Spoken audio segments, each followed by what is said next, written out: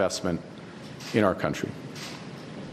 And joining us now, Senator Maria Cantwell of Washington State. She's the top Democrat on the Commerce, Science, and Transportation Committee.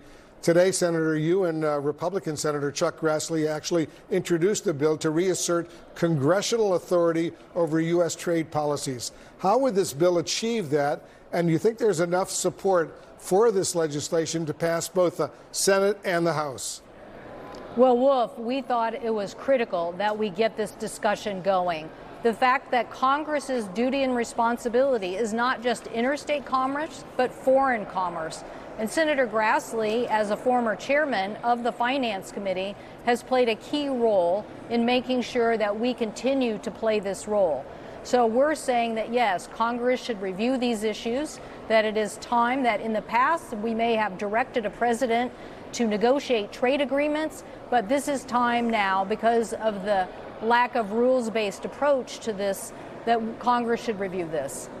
What are you hearing, Senator, from your constituents about these latest Trump-imposed tariffs? How concerned are your constituents that prices for all sorts of products will rise? Well, Wolf, I represent one of the most trade-dependent states in the nation.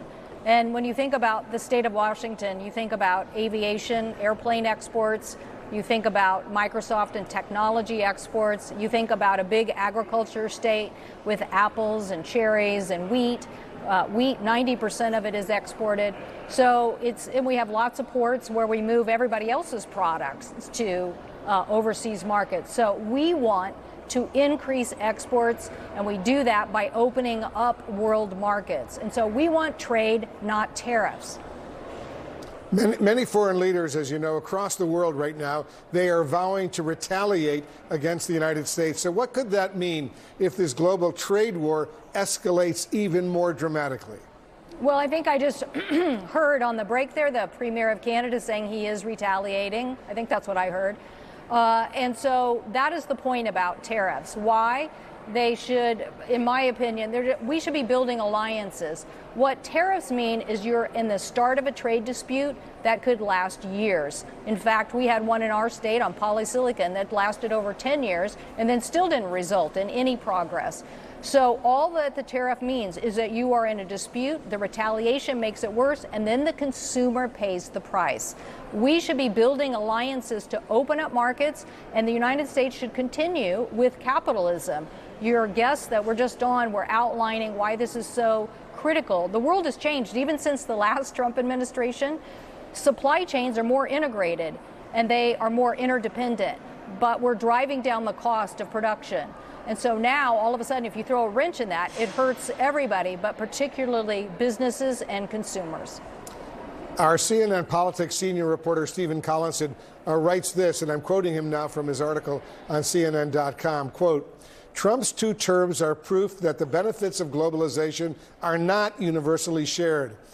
Many of the swing states Trump won in 2016 and 2024 are scarred by industrial decline. Voters there remember promises made to them by previous presidents and think they were lied to, end quote. Senator, factory workers and the working class were once the heart of your party, the Democratic Party.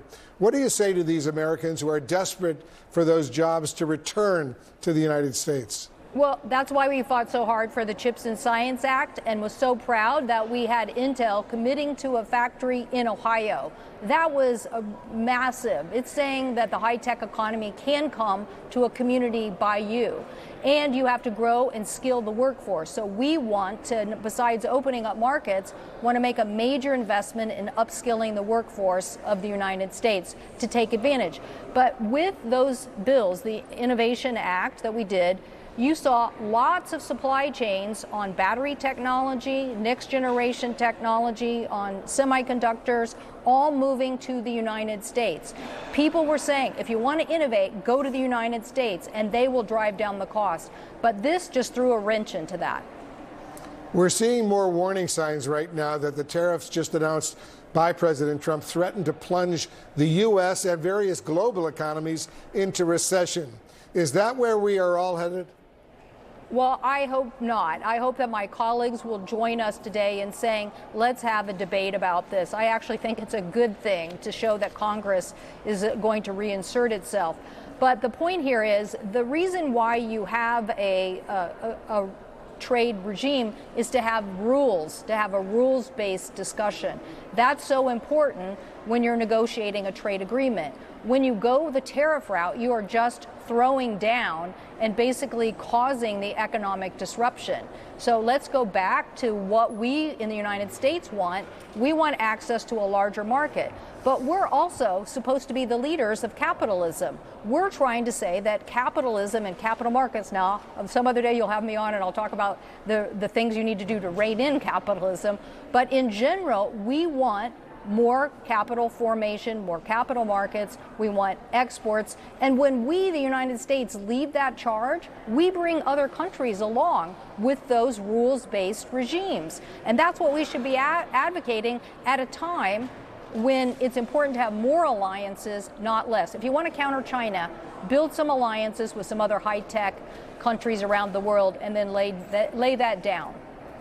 Senator Maria Cantwell of Washington State, thanks so much for joining us. Thank you. So much news, right, on this Thursday. Thank you all so much for joining us this morning. You can keep up with us on social media at Wolf Blitzer and at Pamela.